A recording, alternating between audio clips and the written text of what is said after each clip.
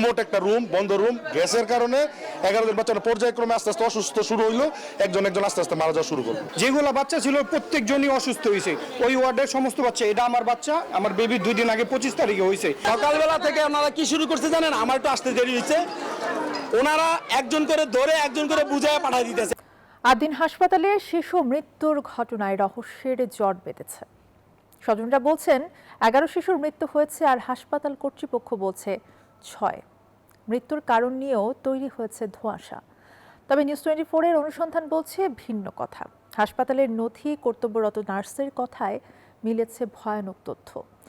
ঠিক কি ঘটেছিল সেই ওয়ার্ডে, কেন এবং কতজন শিশুর মৃত্যু হয়েছে জানাচ্ছেন মাসুদ সুমন। ক্যামেরায় ছিলেন সোহাগ হোসেন। ঈদের ঠিক আগে আনন্দের বদলে আদ্দিন হাসপাতালে শুধুই বুক ফাটা আর্তনাদ। এক ওয়ার্ডেই নিভে গেছে 11 নিষ্পাপ শিশুর জীবন প্রদীপ। গ্যাস ছিল, হ্যাঁ গ্যাস গন্ধ, এরকম গন্ধ কই না, আমি অসুস্থ হয়ে গেছি না। এরপরে দিয়ে একের পর এক পোলাপান বেগ গুনিকার কান্না করতেছে। এক বেটি 2টা জমাইকা বাচ্চা, ওই 2টা বেলে মারা গেছে, কইতে পারতাম না। বাবা রে, কেমনে মানে বুঝিতা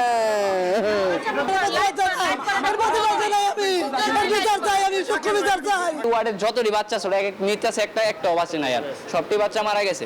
আমি এসে দেখি আমার বেবির অবস্থা খারাপ, দেখি যে 4-5 জন সবাই বমি করতেছে। মঙ্গলবার মধ্যরাতের পর শিশু ওয়ার্ডে ভর্তি থাকা শিশুরা হঠাৎ বমি ও কান্না শুরু করে।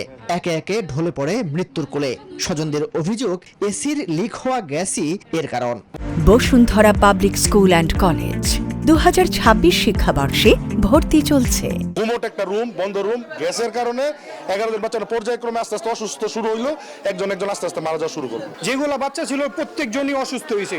ওই ওয়ার্ডের সমস্ত বাচ্চা, এটা আমার বাচ্চা, আমার বেবি 2 দিন আগে 25 তারিখে হয়েছে। সকালবেলা থেকে ওনারা কি শুরু করছে জানেন? আমার একটু আসতে দেরি হয়েছে। ওনারা একজন করে ধরে একজন করে বুঝায় পাঠিয়ে দিতেছে। জানালাবিহীন বন্ধ এ ঘরেই রাখা হয়েছিল নবজাতকদের। হাসপাতালের নথি বলছে ওয়ার্ডে ভর্তি ছিল 11 নবজাতক। দায়িত্বরত নার্সও দেন একই তথ্য। ওই ওয়ার্ডে 11টা শিশু ছিল।